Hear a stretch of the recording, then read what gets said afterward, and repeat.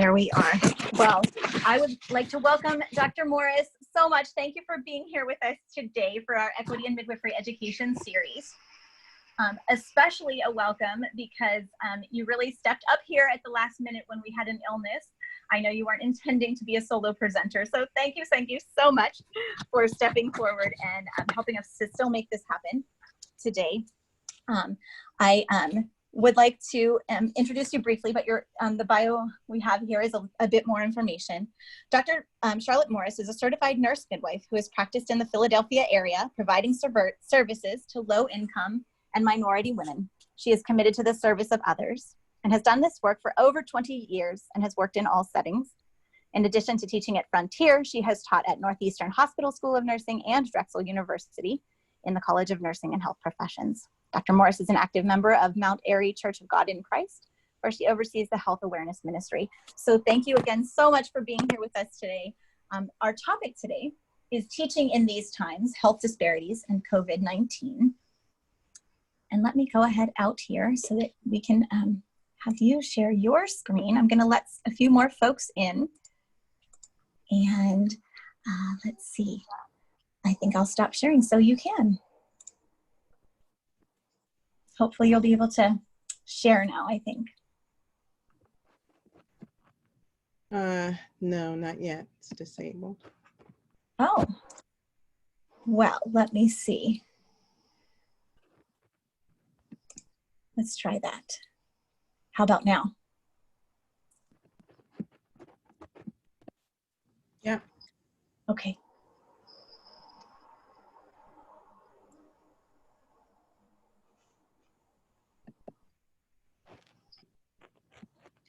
All right. So thank you so much for that introduction.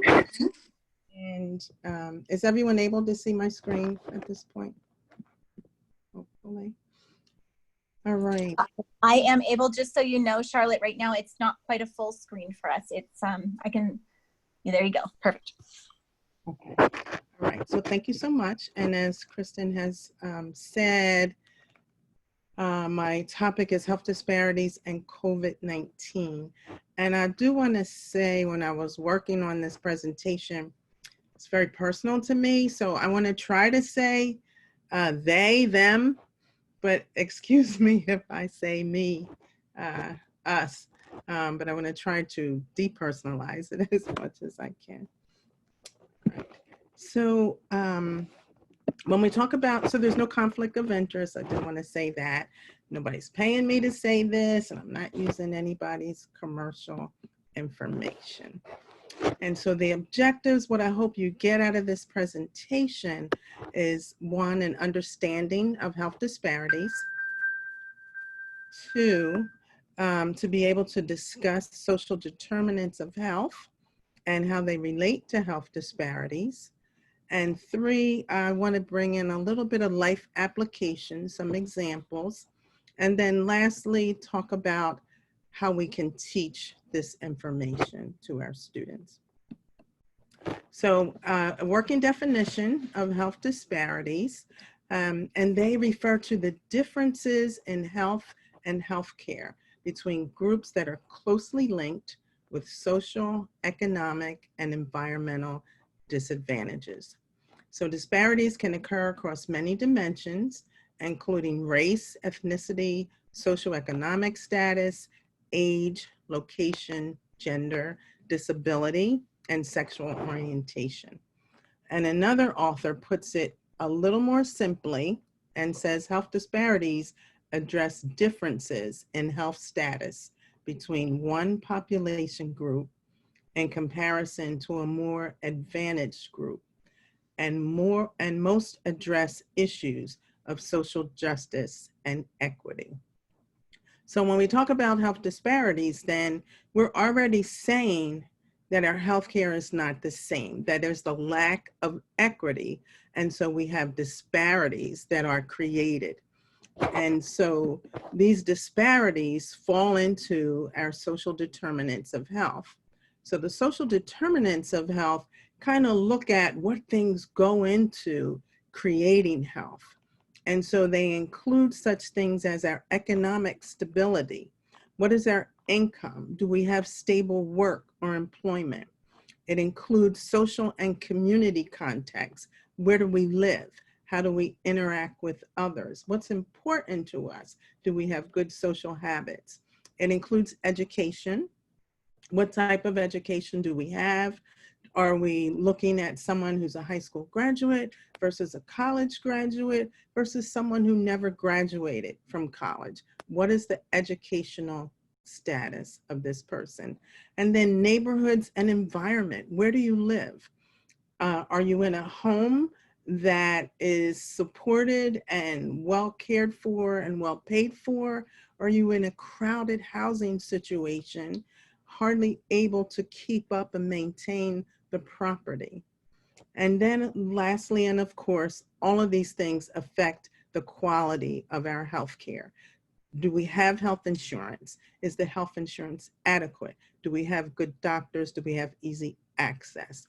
So all of these things make up our social determinants of health, but they also create the health disparities. There are definitely differences in all of these things.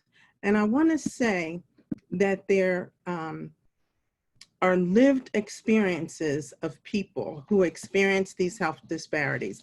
And sometimes we as practitioners, sometimes we fail to see or really understand what our patients are going through. So I want to show a video. Video is an example of a health disparity, and it's called Michelle's Story. And so I just need to change my screen for a minute. Wait.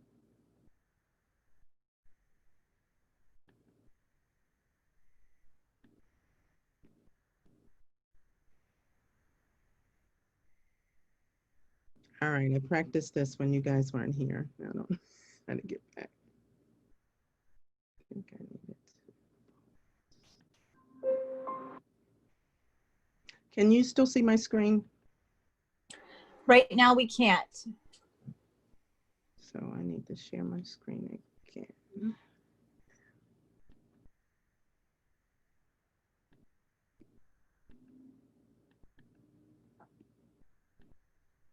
Can you see my screen now? Yes. Okay.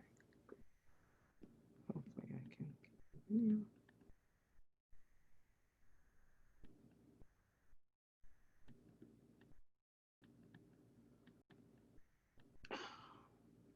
Oh, I know what I did. I came back to, okay, give me.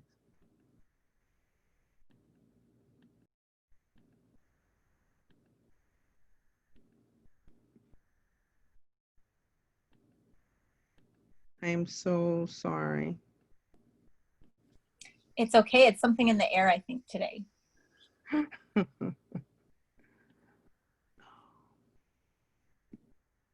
let's try this again. Screen sharing has stopped.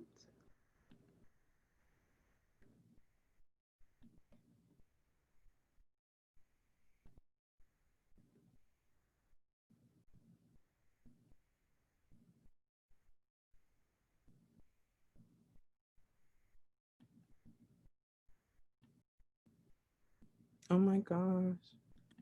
If you can't get it, I can probably pull it up. So you're getting closer, I think. It looks like we're seeing it. Yep. Can you see my screen? Yes, we can. Go ahead and hit full screen when you're ready. Yep, great. I lived in a community that was so prosperous with doctors and lawyers and politicians. Now we have drug dealers and corner stores that they don't sell anything but the wrong things. You cannot deny the impact that it has on people's health. I have been in West Baltimore my entire life. As far as money, my mother didn't have any money. I don't want to say she was poor, I'll say low income. Poor we were though. In the 50s, we didn't have many choices as far as healthcare. The healthcare system then was limited. It was not good for us. And medicine costing so much that my family says sometimes, will I eat or will I pay for my medicine? Which one do you, Mommy? Oh, I just love my daughters when they come over and we get together and we cook and prepare meals together. It's healthy meals. When my oldest went to college, she came back with a different diet. Now what happens is if I do a meatloaf, it's turkey instead of ground beef. You know, I make spaghetti, I make chili, stuff like that. It's with turkey and chicken. We grew up, we ate pork. We ate bacon, we ate a fresh shoulder, we ate pork chops. I did not think it was not healthy eating, right? Because this is what we were accustomed to. I was in denial. I didn't want to face the fact that I was becoming a diabetic. The impact is the fact that my family ended up with heart disease, emphysema, diabetes, cancer. My mother's sister, her daughter, died of diabetes. She was an amputee. My mother died of a massive heart attack. And to address health disparities, we need to understand why they exist, that they're not due to one single factor. They're the result of policy decisions we make as a society. They're due to the environment, health education, insurance and access to care, access to healthy food, and stress. Those stresses are actually experienced disproportionately by people who are poor and people who have been historically disadvantaged in this society. Solutions to these problems cannot just be medical, it's systemic. And that means everybody has to get involved. If we want a nation to be strong, the people in that nation have to be healthy. They have to be well. If there's anything that we can do to stamp out disparities, we need to do it by any means necessary. Hi, Ms. Simmons. Here at East Baltimore Medical Center, most of the patients are underserved. We need nice deep breaths in and out through your mouth. Michelle is a terrific success story. There was actually a year where she had lost her job, and before she found a new one, she had no health insurance. And she still managed to buy her medicines out of pocket, paid out of pocket to come and have doctor visits. She was really invested in her own health. That's something that Dr. Cruz's research is looking at, why patients don't invest in their health like we wish they would. The next thing on the agenda is the community update, so I'm going to turn. Michelle joined our community advisory board in 2011. We provide education to the community about health and about research. We offer training programs for community health workers. We can be sure that we are meeting the needs of people appropriately and that we're not leaving out certain groups of people that have traditionally not been included in conversations related to health and health care.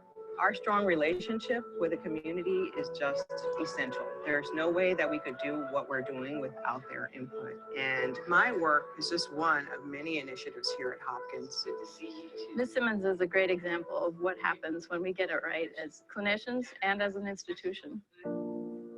I am a fighter. I am a believer. I stand for what's right. And what's right is people's health. And I will never give up as long as I have breath in my body. One of the things that is so important is that people have what I call a liberated future. And it's hard to be liberated when you're not healthy. When I say liberated, I mean freedom to be all that God meant for you to be. When we don't deal with disparities, and what we're doing is denying people an opportunity to give back to the world. So we've got to fight it. We've got to fight it with everything we've got.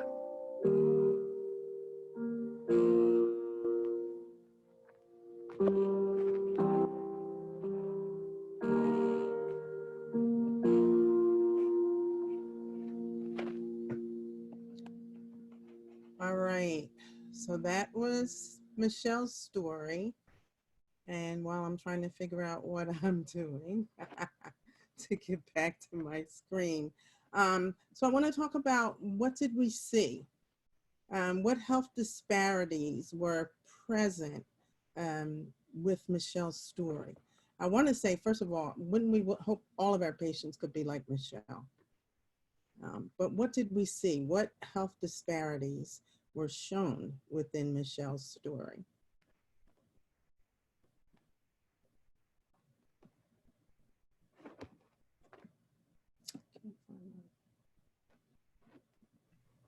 All right, this is the part where I need audience participation for you all to talk back to me.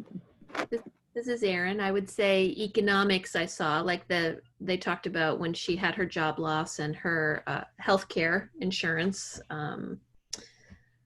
you know, that was a barrier for her. Yes, yes, absolutely. Okay, anything else? So we saw some economic struggles, right? Changing jobs, loss of jobs. Anything else?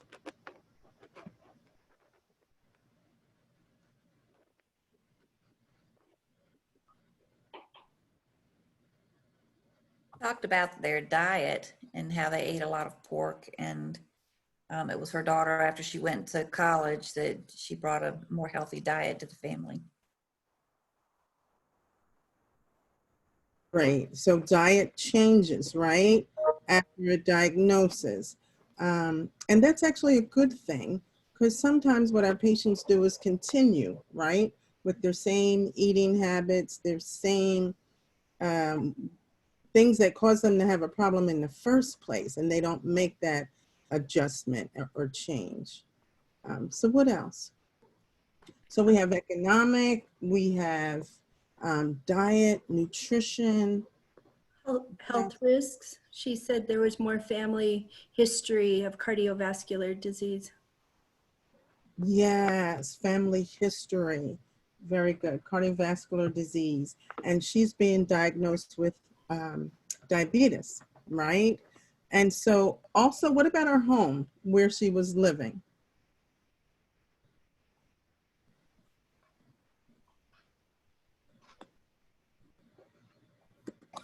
So, I think she said Baltimore, right? Which we know, you know, when we're thinking about the social determinants of health, and just there are definitely food deserts in part of, I think she said West Baltimore. And, yeah, you know, in addition to that, then just lead in the water for, you know, the children and the pregnant folks. And absolutely. So there were some environmental factors where she lived. One of the poor, you know, Baltimore in itself has a lot of poor neighborhoods, and she lived in one of those. We talked about economics, the loss of job. We talked about disease, illness, cardiovascular history in the family, and now her new onset disease. So a lot of different social disparities. And so how would we say that Michelle was coping with these health disparities? Well, she was stepping up and making changes. Yes, absolutely. And connecting with folks in her church, you know, being present, she's pretty proactive. Absolutely. So Michelle, who got a new diagnosis of diabetes, was reclaiming her time. And what I really want to say is reclaiming her life.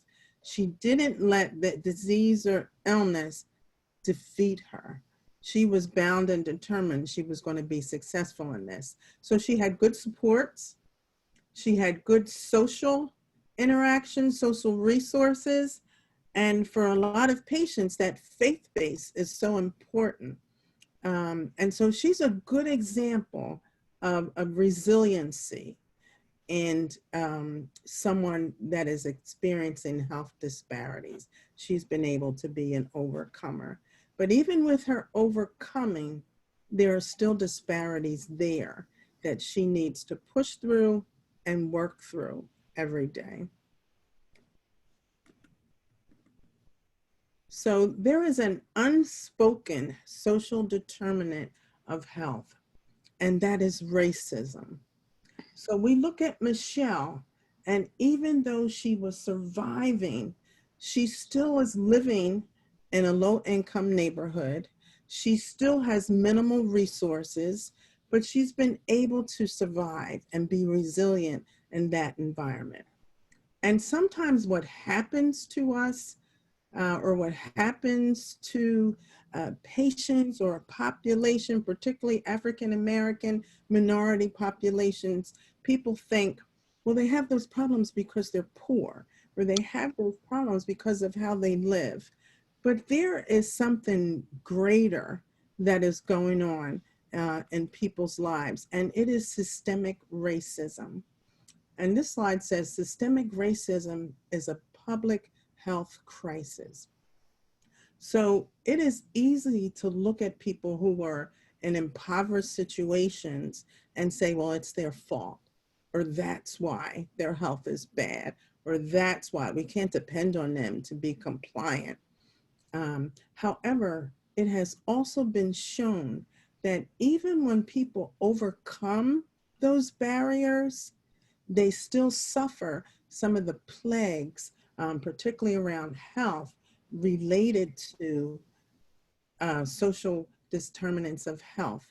And we find that the course is, it is the result of living a life of exposure to racism throughout one's life period.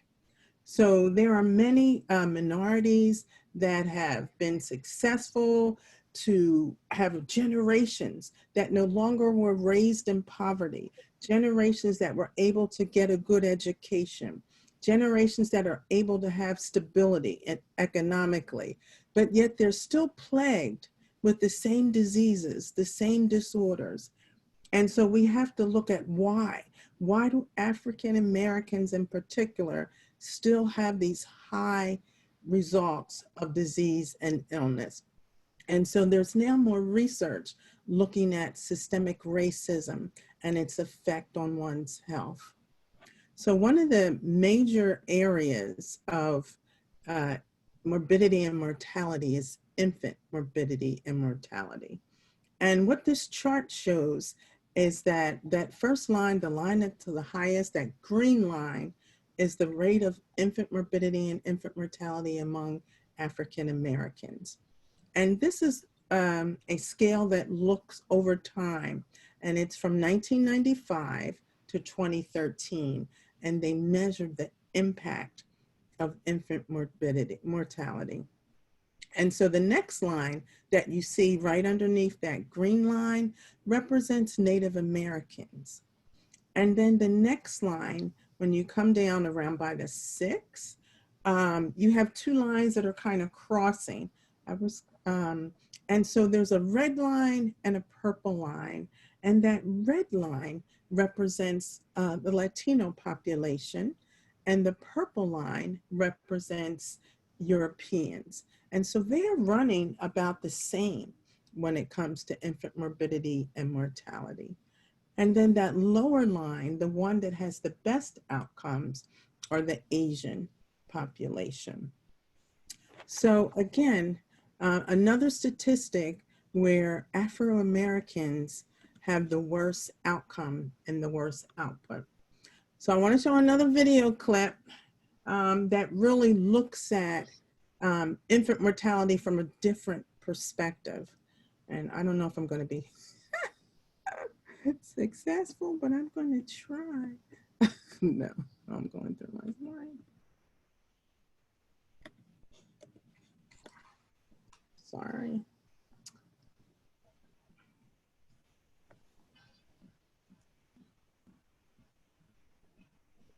I'm trying to, Did you want to pause the share?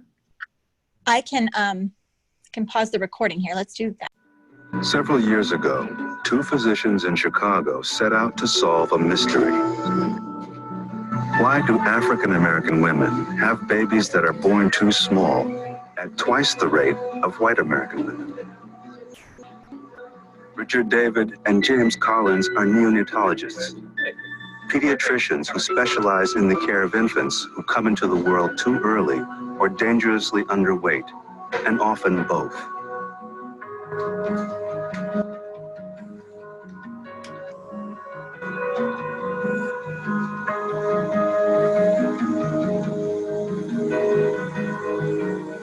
Like virtually everyone in their field, they were troubled by the striking racial differences in rates of premature and low birth weight babies. What could account for the differences? I originally thought that the disparity in premature delivery was really driven by socioeconomic differences between African Americans and whites. It is well known that African Americans have a lower collectively socioeconomic status than whites, are less likely to receive college education than whites. So I thought once you corrected for that, that the gap would go away. But Collins and David discovered the gap didn't go away. We were very surprised to find that the gap actually widened as education and socioeconomic status improved. And then began to look at it from a bigger perspective and broader perspective, and really started to realize, well, maybe it's something about lifelong minority status, which is the driving factor here. There's something about growing up as a Black female in the United States that's not good for your childbearing health. I don't know how else to summarize it. So the two neonatologists began to explore whether being a member of a particular minority group might affect pregnancy outcomes, and they came up with a controversial hypothesis. What's behind the low birth weight and premature birth for African American babies is the unequal treatment of African Americans in American society.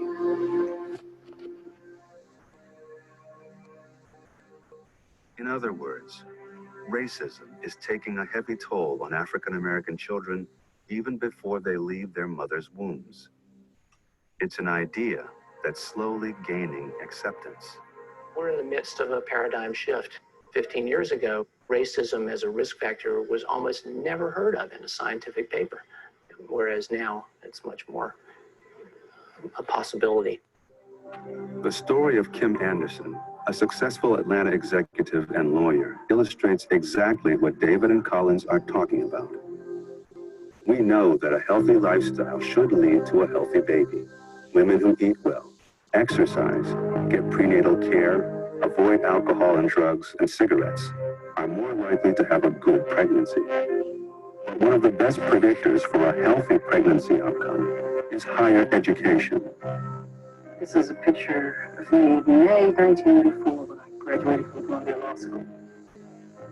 I'm living the American dream, a lawyer with 2 cars, 2.5 kids, the dog, the porch, a good husband, great family. I've always been lucky to have good health. Always eat well, exercise, never smoke. So when we look at Kim Anderson, a well-paid lawyer in good health, we would expect her newborn to be a healthy, full-term baby. It didn't turn out that way. Back in 1990, when she was pregnant with her first child, Kim went into labor 2.5 months early. I just wanted to know at least that if she was born alive, that at least we had a fighting chance. I heard her cry, thank God.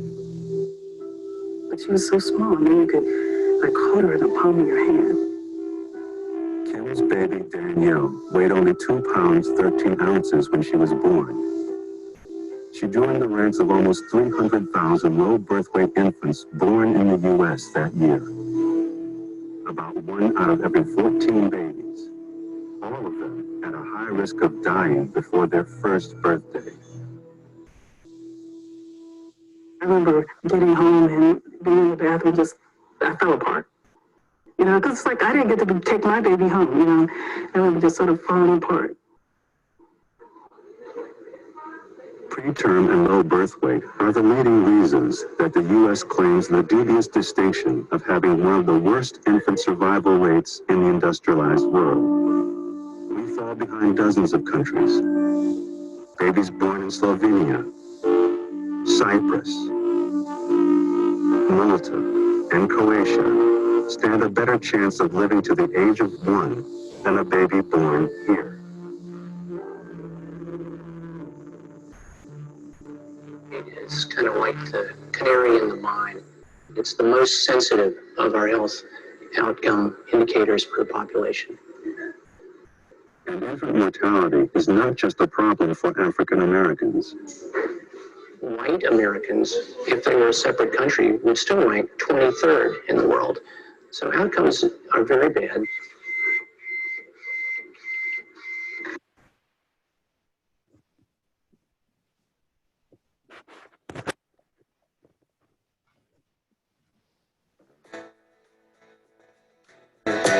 All right, so just a short video clip, and really just to support the fact and to make us aware of the impact of racism on our lives. And all right, so my okay, Can you see my screen? Yes. And so my question now from the video is, what are two things you learned from that video? Maybe something you already knew, maybe something that you're a little bit surprised to hear about. And Dr. Morris, if you want to make it, yeah, there you go, big. All right, so I want to hear from you all now. Two things that you learned from that video or heard from that video. Well, I'll go. I actually already knew this, but it just still surprises and shocks me every time. And that's the socioeconomic status seems to not really make a difference. Yes, yes, absolutely. Okay. Thank you, Becky, for sharing. Anyone else? Well, I didn't know it was still so bad for the rest of our country. I mean, that's pretty shocking too, and probably has to do with the lack of a national health system, like most other industrialized countries have. Yeah, so overall, right, the United States fares very poorly when we look at infant mortality. Absolutely. So again, the hidden factor, the unspoken determinant of health is racism. And so there's something called chronic stress. So when we look at minority women, even though they rise above the poverty and the lower socioeconomic status, they still live in a racist society. And so there is this hidden racial stressor that still impacts them later in life. And so one of the places that it really shows is with infant maternal child health. And I can share my own story. I was actually graduate, practicing midwife. I kind of waited later. I was 36 years old when I got pregnant. And I can tell you it was one of the worst things that ever happened to me. Preterm labor, preterm contractions starting at 16 weeks. I developed preeclampsia, and at 6 months, they wanted to take the baby because they said I was getting so sick. I was in the hospital at that time. I spent most of my pregnancy on an antepartum unit. And I remember the day that the residents came in and my husband was there, and they looked at me and said, you're getting too sick. We want to deliver the baby. I was only 6 months pregnant. And my husband and I both looked at each other, and in one voice, we said no. So the other thing that drove our response was our faith. And we felt that this baby is in God's hands, and he'll be the determinant of when this baby is going to come. So I went on to have more problems, more complications, polyhydramnios from a medication they gave me to try to stop the contractions. It was just a nightmare. That's why I only have one child. But my son was born at 32 weeks, weighing in at 5 pounds, needed oxygen, minimal oxygen support, and he went home within a week after his birth. But never anticipated the complications. I thought I was going to be a role model for my patients. But being Black in America, you carry those stressors of racism that you've experienced throughout your life. And so now we have COVID. And what has happened with COVID is the racism has become more blatant. It is not new. It has always been a part of our society in the United States. But COVID has brought out different aspects. It has brought out the health disparities and the inequalities, the imbalance, the lack of equity in our healthcare system. But I want to say that we should also look at this pandemic as an opportunity, a window of opportunity to achieve greater equity in our healthcare system for vulnerable populations. And so this chart, it's interesting. Here in the United States, we became most impacted. Our lives changed around March of this year. We were asked to shelter in at home. We were asked to disinfect, use sanitizers, wear gloves, and then masks were optional until later on. But this data that I'm showing you now is data from the CDC on COVID cases and COVID deaths. And they began collecting data January of 2020. So as of July 12th, in the United States, we had over 3 million cases of COVID, over 220 deaths in the United States. And then the rest of the data looks at cases per 100,000 groups of people. We have exceeded the other nations. This has been a global pandemic, and we were one of the last to get it or actually show signs of its presence, but we now have the worst outcomes. We have more persons affected in the United States than in anywhere else in the world. And so when we look at how even COVID is being carried or taken care of, we tell people to shelter at home. We tell people to use sanitizers, make sure you're cleaning. And then if you happen to know that you're infected, then you need to isolate. So if I'm living in poverty and there are 12 of us living in a standard 3-bedroom house, how am I able to safely isolate, safely separate myself? And then when we look at the jobs that lower income people have, they are more likely to be the transportation, the bus drivers, the train drivers. They're more likely to be the people that are working in what we call essential areas, the grocery stores, at the checkout counters. They're more likely to be the housekeepers. They're more likely to be the aides or the patient care providers in nursing homes. And so when we say shelter at home, safe distance, clean, protect, work from home, do your job, have internet access, have a computer, be able to continue to carry out your work and get paid, that's a privilege. Those persons who work in service jobs don't have that privilege. Their job says that I have to be in the grocery store at the checkout counter. Their job says that I need to be at the Amazon, stacking packages and seeing that they get properly shipped. I need to be driving that bus. I need to drive the train. So they don't have the luxury of sheltering at home. If I don't come to work, I don't get paid. And then the other piece are those persons who may be in mental health institutions or may be incarcerated.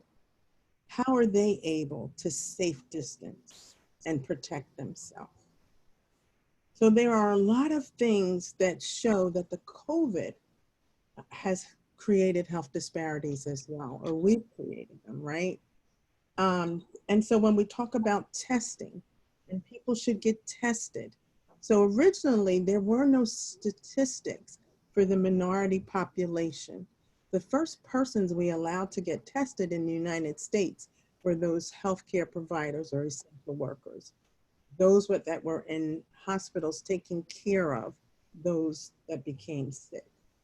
And so the numbers that were initially reflecting minority populations were those persons that showed up sick on the doorstep of the hospitals. And so now we're trying to increase testing, and we say get tested. But where do I go to get tested when I live in East Baltimore or I live in North Philadelphia? The testing is not easily accessible. And then the other piece that happens not only is it not accessible, but if I manage to get there and filled out the form and registered and got a date, and I show up and they say, well, you won't even get to show up. The form will just reject you. You don't have any symptoms. We're not going to test you. So we now know that there are COVID carriers. And so people who walk around who don't have the symptoms, so they can't get tested. So how are we protecting our communities when we don't have testing available for everyone? So lots of things to think about when we look at COVID-19 and how it has impacted our society. So there's an organization, actually a joint statement between the Rainbow Push Coalition, the National Medical Society, and the National Bar Association. And what I want to say, there are a lot of organizations that made a statement to speak out about COVID and making sure that we increase access, have increased testing. And so a statement just says, I support this effort and the things that the CDC is doing. But this group came together and made a statement that is really a call to action.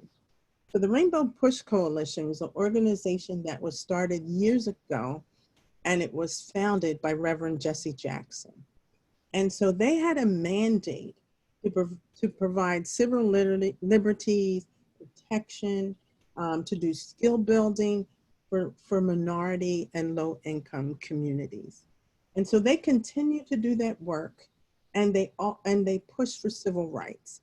And so civil rights around health disparities and COVID just seem to fit.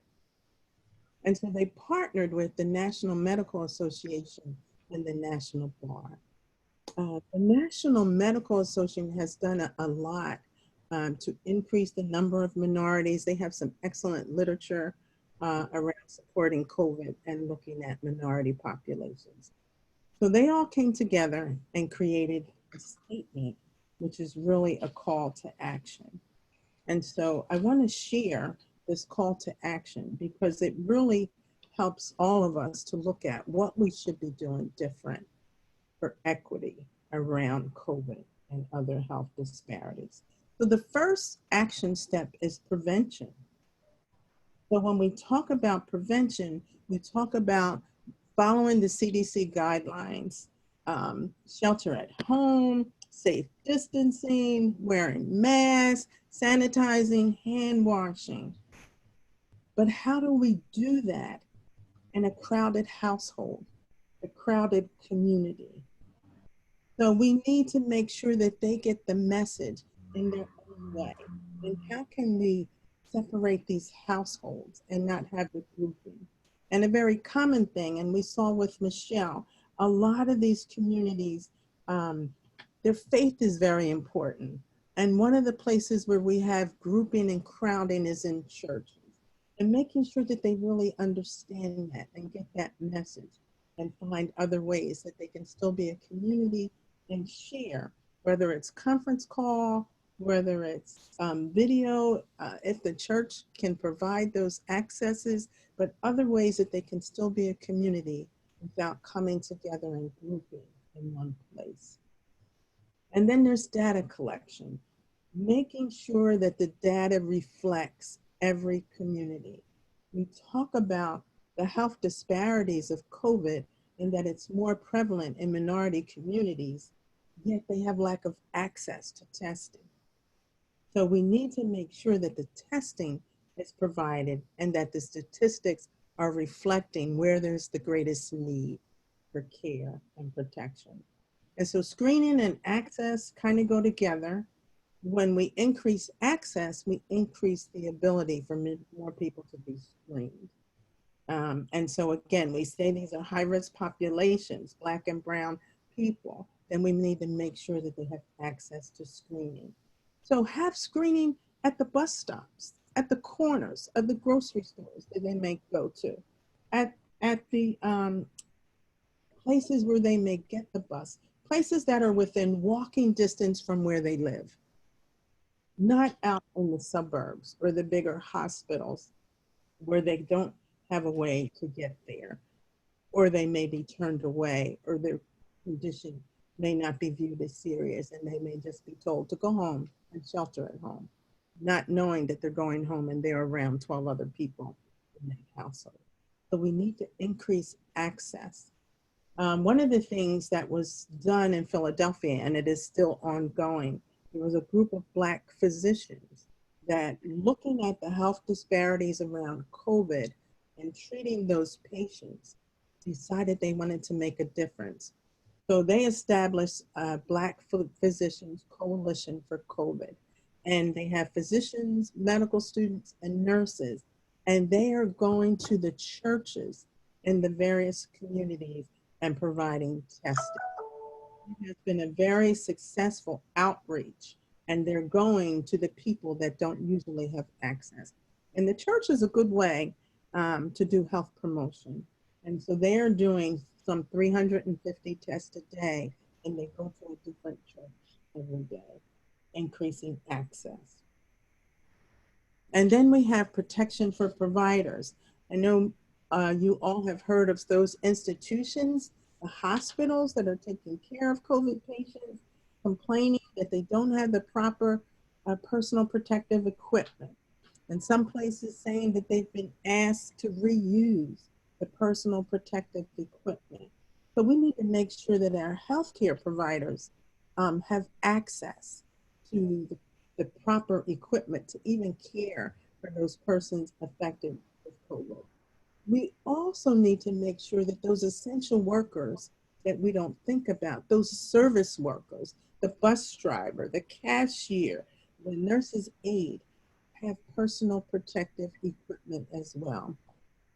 My sister's husband drives a bus, and he works for SEPTA, which is the major mass transit organization here in Philadelphia and the surrounding. And he did not have personal protective equipment. Yet he faithfully came to work and drove his bus every day. It wasn't until 2 months into this COVID episode, March, April, finally in May, SEPTA decided to put up glass, plastic partitions to separate the drivers for when the people come on. They also decided to allow persons to ride free, and they entered from the back of the bus to decrease the amount of exposure. And they had to find their own masks, their own gloves, their own sanitizers, but at least there were some accommodations made on that bus. So we need to look at providing protection for those service workers as well. And then DNR orders. There are some states that have implemented involuntary DNR, which means that they can claim patients to be DNR without the patient's consent. And so what has been happening is those minorities, the persons that they don't really want to care for, they will sign them as DNR. And so as they get worse from the signs and symptoms of the disease of COVID, they allow them to die without appropriate care. And I can tell you a story around that too. One of the things that my church community has done is we have been doing Zoom prayer meetings, Zoom prayer calls, Zoom Bible study. And we were on a national prayer call, and one of our church bishops and his wife got on the prayer call to give the testimony. They had both been affected with COVID. They were both hospitalized, and he was very sick to the point of death. And the doctor came in and said, I need you to sign this form because you're very sick and my staff needs to be protected, and we're not going to resuscitate you and put ourselves at risk from catching the COVID. He was lucid enough to say, please call my daughter. So they called his daughter from the room, and his daughter is a lawyer. And his daughter spoke to the doctor. He gave him the same information that he gave his patient. And her response was, then you better do everything to make sure my dad doesn't die. So they were there that day. Him and his wife have both been successful and overcome and were able to live and leave that hospital. But I say it took the intervention from their family support, his daughter. And you know she had to be on the phone because the other thing that has happened with COVID is families have been separated. We're not allowed to be with their dying parents. We have to be on the outside looking in or on a phone call. But that was one success story where they refused to sign and had someone else that they could turn to. And then protection for vulnerable populations, protection for incarcerated people kind of go together. Vulnerable populations can be mental health. It can be the homeless. How are we keeping them safe? And then incarcerated persons in overpopulated prisons. How are we keeping them safe? So we need to have action plans, things in place to provide proper personal protective equipment, but also to be able to move those populations to prevent crowding. And so some states have released nonviolent prisoners as a way to help decrease the overpopulation in prison. So seriously, we need to look at what are we doing to keep these vulnerable populations safe. And then cost care has to do with the CARE Act that was implemented to provide funds so that hospitals, facilities, and can get the personal protective equipment. And we just need to make sure that it's including those persons in health disparity areas, that they are able to get the proper medical care, that they're able to get proper equipment, that they're able to be educated on what they should be doing to keep themselves safe, either in their job, in their workplace, or in their home. And so there should be no cost not provided to keep these people safe as well. And then affirmative action just looks at those things for civil rights. And again, reinforcing equity and care and the rights of everyone. And then I have here aid to the World Health Organization. And what this statement really has is aid to African countries in response to COVID. But I called it the World Health Organization because if we support the World Health Organization, then we support other countries. This is a global pandemic, and the United States has been in the past very supportive of the work and the efforts of the World Health Organization. And we know that recently we stopped funding to the World Health Organization. And so by doing that, we reduce their ability to greatly impact this global pandemic. And by not helping the world, we put ourselves at risk as well here in the United States. So we need to work together. This is a global pandemic, and we need to support one another. And then lastly, the action plan talks about increasing medical and health professionals of color, reaching out to the shortage of providers and making sure we are filling those shortage positions with persons of color. So this is the statement by the PUSH organization, the American Medical Association, and the American Bar Association. And it really is a call to action. It outlines a place where each of us can get involved to make a difference. And so now I want to look at, so how do we share all this information? How do we teach it to our students, whether they be generic nursing students or nurse practitioner? And for me, the best way to really understand and experience racial disparities is hands-on. You've got to get out into these communities. It's not enough to see a patient in the office or in your clinical practice and you really don't understand what they go home to or what are the obstacles that they face. So some of the ways we can do this is remember that old windshield survey. So that's a beginning step where the student is given a list of things to look for. So they're given a zip code to go drive through and how many grocery stores did you see? How many pharmacists? How many bars? And this gives them a visual picture of the community. And then they need to write up a paper. They need to come back and discuss it. What was the impact of what you saw?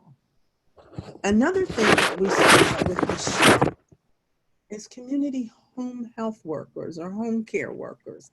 And they are excellent providers. It has been shown that persons who live in a community and are resilient like Michelle can teach and educate and promote health among other members of the community. And they are an example. So people can look up to them and say, if she can do it, I can do it. A great experience for students is to partner, to network with the community health workers and go out with them into the community to get firsthand experience. And then another idea is the community health fairs, where you go into the community to provide a service, whether it be blood pressure screening, glucose monitoring, nutrition, influenza, immunizations, but you are there, you're a part of the community, and you're providing a service. So those are just some of the many ways that I can think of that we can incorporate in our educational programs and to give students some hands-on. It is very different to read a book or read an article about racism or health disparities than to actually be able to experience or touch it firsthand. And so then I will open it up to you all. What other ideas do you see? How can we get these health disparities across to the midwives that we educate, to the students that we teach, to get them to really understand the plight of these disparities and the impact of racism in our communities? I want to share an assignment that I have incorporated in my newborn class. So I teach newborn at UNM, and I've been doing this for the last probably 4 years on talking about structural determinants of health and how they impact our patient care. And then I have them identify an example of this during their clinical rotation. And then later in the semester, I have them present on it.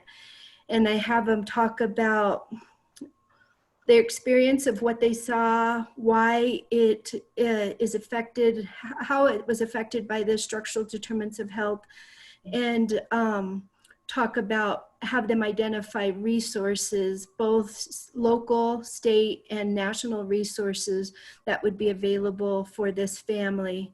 And then talk about their impact on how it made them feel as a provider, and their responsibility to be involved in these kinds of experiences as a provider. It's been wonderful to have them go through these steps in this assignment. Very nice. Thank you, Felina. And see their growth. So I'll tell you, last year I had a student, that was in an IHS service. And she said she had been there for a couple of weeks trying to assess an experience that would fall into this category. And she said nothing was coming to mind. So then she had to go back and reread my, the language, the definitions and all of that. And then she realized, oh, all of the patients that I'm serving fall into this category. And it was interesting and exciting to watch her develop some personal growth with this topic. Great. Thank you for sharing, Felina. Anyone else? Anything that you've done or any other ideas? Because that's really the crux of education, is to bring those experiences to life for our students, that they're not just book learned, but they've got some real life experiences behind them. Anyone else? Anything they want to share?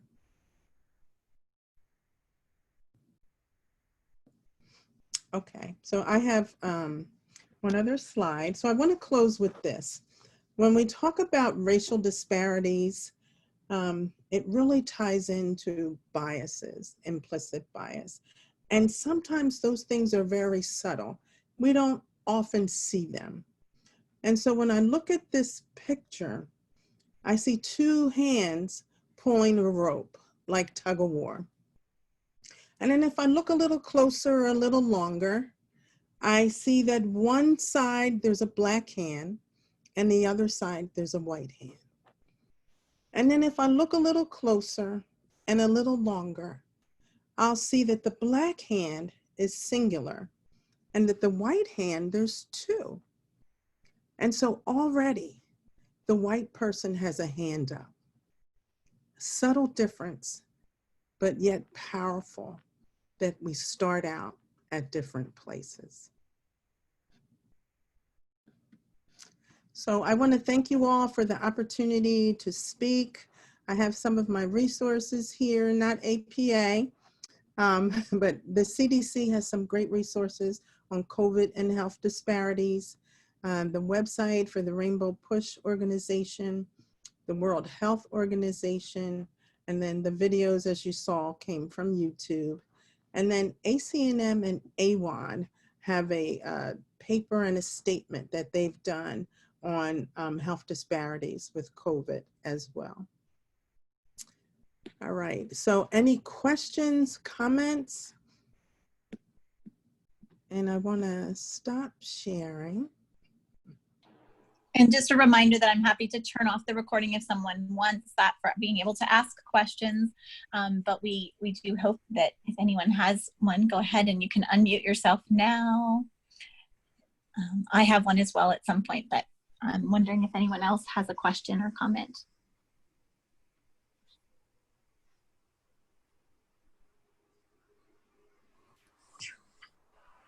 I have a question. I'm sorry.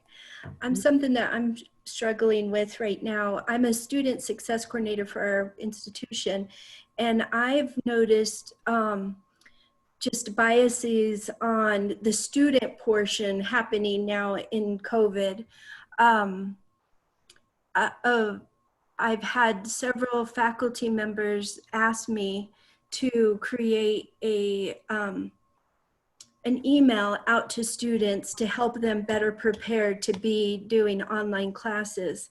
And my biases is to help faculty understand the challenges that students are having during this uncertain time, but also, you know, the students have had to go through so many changes in their own personal life and, you know, as a society and everything. So I was just wondering if anybody has ideas on how best to go about this issue of preparing students to be ready for an online. Now, some programs have been online and that adjustment wasn't that challenging, but for us, most of the time our classes are in person, and now going on to an online challenge.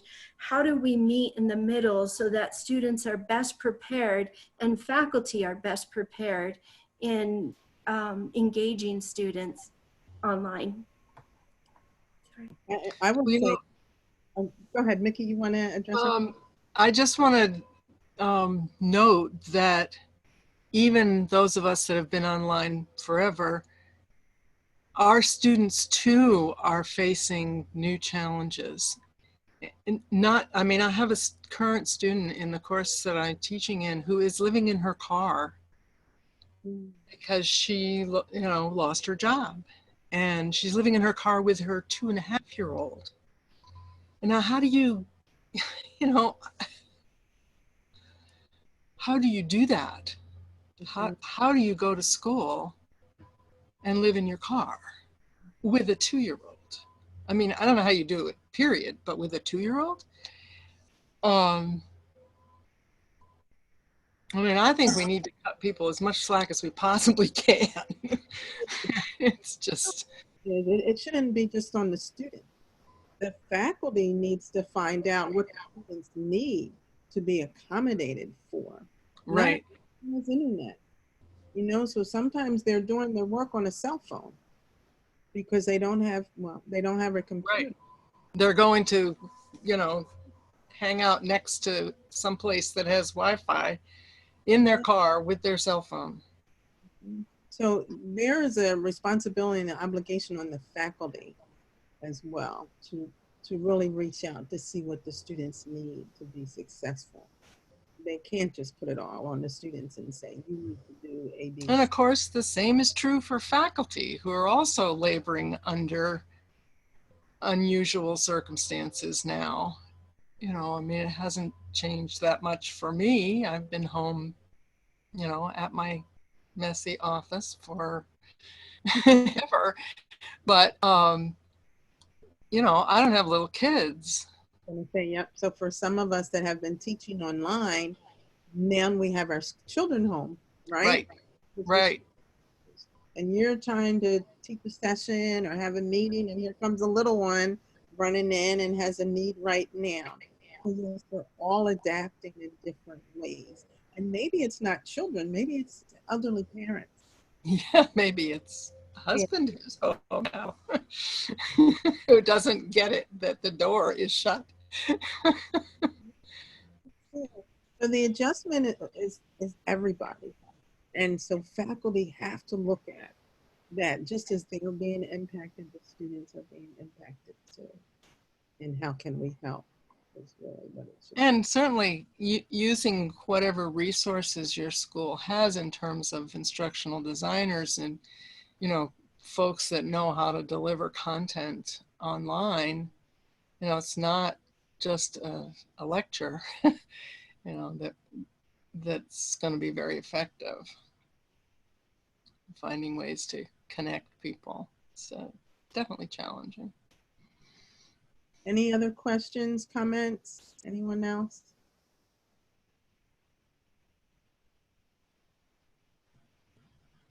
I guess I do feel like I have a question about, the teaching, the social, health disparities and, about the inequities piece. I feel like that's working okay. Always room for growth. But then the integrating it into every single class every time, and that's, I feel like, been working on that, right? And sometimes I maybe see a connection, but just getting the students to get to that next level of making the connections, and then reaching that structural competency, eventually, hopefully, right? So that they can get the clients the resources they need. And I think that's a level I'm struggling with, is how to put it in every. So one of the things that we're doing is looking at what we're calling an equity lens, and having an equity lens on the curriculum in every single course. And that's really a way to do it, which means you've got to come up with a lot of creative ways. How do I put an equity lens on pathophysiology, or an equity lens on physical assessment? But it has to be in everything we do. I was just told by a young man who's an educator that the schools are now going to include African Americans in the history book. I was like, what? I might want to buy a book. So that's changing how we perceive everything we do. And that's putting an equity lens on our education and our school system as well. Define include. Well, I didn't understand what you said. I said define include. You'd have to go an awfully long way from where they are now to make it actually amount to equity. Yeah. Yeah, yeah. But at least considering, that we don't pretend that there are differences based on race, genetics. And so when we're talking about healthcare in particular, we should be looking at differences. I read an article that was written by a Black medical student, and he talked about how his medical education focused on the health of white people. And he said that it didn't take into consideration the things that are done differently, even a simple thing as diet. And when you look at how a European family may eat versus how an African American family or a Latino family may eat, they're very different. So you can't just have one standard, and it's supposed to be one size fits all. But he shared in his article how the education was very European or So white. much worse than that, you can't even imagine. I've been a medical student. Yeah. One way that I've helped to improve my classes, and I think there's always improvement, but not only have I tried to review my lectures with an equitable lens, but I think setting a foundation when you're doing your lecture at the beginning of a course and asking students, definitely you would want to try to include a safe learning environment, but to set a foundation, asking students if they hear or see or feel anything in my lectures or in our discussion, to let me know.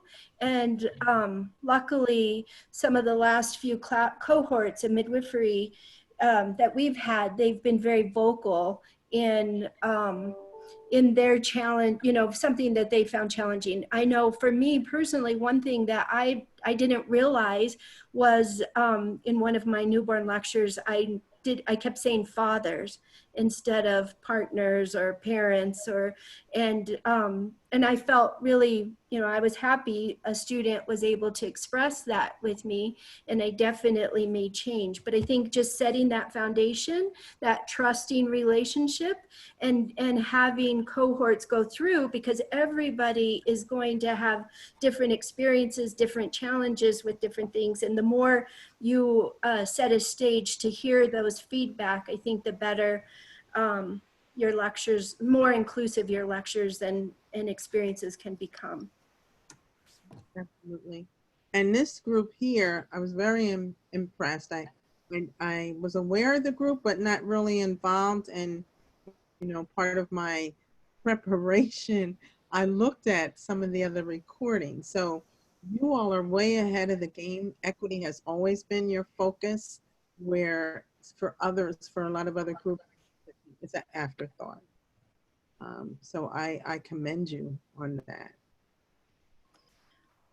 I like to refer to it as a journey. I think all of us are in a journey. And even though I've been studying it, I've been working towards it for many years, I still make mistakes and say things like, I actually just did this a couple of weeks ago, and thank goodness it wasn't in front of a class, but I discovered an unconscious bias that I had, and I didn't even realize I had it. And so I think that's unconscious. it was unconscious, and it really made me. It was a learning moment, and so I like to see it as a journey that I think all of us are on, and nobody really becomes experts, because in my mind, experts never make mistakes, and I think we're all human and we're going to constantly make mistakes. So. And I think it's always evolving. Things change, the language changes, and as we expand and grow, we add more words to our dictionary. So it's ever evolving. Well, thank you. As always, you all have, oh, sorry, go ahead. No, go ahead, Chris. I was going to say, if there aren't any questions, any additional questions or comments, we're pretty much done. Great. Well, thank you. That's perfect. I'll do just the last minute, take the last few moments. And one to say, as always, you all have given me a lot of great ideas. So some future topics I'm thinking about, and I welcome you to tell me if you have ideas that you'd like us to try to cover as well. I thought it would be great to create a, an interactive space to talk about our learning moments, those times when students have said, here's something you need to realize about what's going on. You made me think of a time I was trying to describe when a newborn looks really, really bad. And I said pale. What I meant was pallor, no blood flowing through, lack of tone. But what I said was pale. And I was so grateful for my, my students, my Black students who said, well, what does that mean for me? What does that mean? And it was great because in that moment, I could pull up pictures of what I meant and we could talk about it and what are the words and what do we mean? And so anyway, I was just thinking we all have, I'm sure, these kind of examples and sharing it with each other, we can avoid making that same mistake and like you said, drawing it into our lectures to make sure that we're clear and doing our best, right? That we're doing our best. And so I do want to help, maybe a future session on thinking about that because we talk about that, like an equity lens in every classroom, in every course, right? In every every syllabi, but what does that mean, right? In reality, like what does that look like? Yeah, how do you operationalize that? Mm-hmm. And I know how I've tried but I'm so curious about what other people are doing and still wanting to just do it even better. So that's, and then structural competency, I think, is one that we haven't covered yet. So that feels like one I'd like to talk about. That's like the, my understanding of it. I don't even know that I understand it well, right? But helping the students get how they can work with their patients, like you were talking about, right? So anyway, those are my thoughts. If you all have any, I welcome your thoughts now or later, but just keep it in mind. For ideas. And then the last thing I wanted to share with you, I'll just share my screen quickly, is, of course, this is not what you want to see. Let's see. Well, what did I actually want to show here? Not that either. Let's see here. From this page, which is actually, it's kind of a strange page for it to be on, but it is under Connect, or our calls, the equity strategy and collaboration calls. Any resources we've shared on those calls, it's really a pretty great place if you're looking for resources. So we have our book club resources are here, but also right now, this time of year, our syllabus revision checklist from last year. And really, I think this is definitely a work in progress, but I did create it as a way to help people think about how might you operationalize putting an equity lens on every, course and class. And so please, if you have suggested edits to this, you'll let me know, but share it with your colleagues. I hope that it's a great resource when people are working on their courses and thinking about the fall and how do we put that equity lens. So I can actually give you that separate link here so that you have it. If you're interested, let me post it for you. And then I think that was the main thing I wanted to share with you. Just a reminder that our next call is August 26th and we'll be in touch. Yeah. Our article as well in the Journal of Midwifery and Women's Health, if you haven't, it is out there. And if you're looking at creating teams in your schools or already have teams in your schools, hopefully it can serve as a guide for some of your work. So that's what I wanted to share for that. And anything else anyone wants to bring forward? Is it in this, do you know what edition of the journal? Yes, it was January, February, and it is a free full text article that's there for the whole year anyway. It's free full text. So I can't see you all anymore. I'm not sure. There we go. I'll stop sharing. There we go. So yeah, and then I did put the link in here as well. Dr. Morris. So thank you again so much. Oh, before I say goodbye, is there anything else that anyone wants to kind of say or anything before we sign off? We have so much work to do. Yes, yeah, we do. Every little bit is a step in the right direction. Yeah. Thanks for being here, and thank you so much, Dr. Morris, for doing this. I'll be in touch with you. The Foundation for the Advancement of Midwifery provides a small honorariums for this work. So thank you again for putting this together for us. Thank you, everyone.